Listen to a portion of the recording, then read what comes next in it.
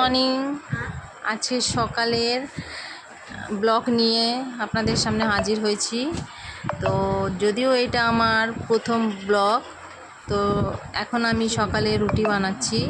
আর এই যে আমার মেয়ে স্কুলে যাওয়ার জন্য রেডি হয়েছে, তো এখন খাবে, ওই জন্য থালা বার করছে। আর আরেকজন স্নান করতে গেছে, এখনও আসেনি। তো এই আমার ব্লগ আশা করছি আরও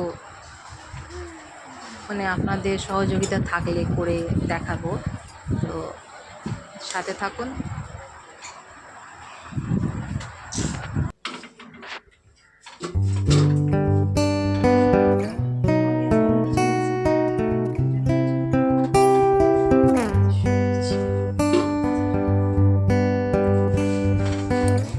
ভালো হতে পয়সা লাগে না।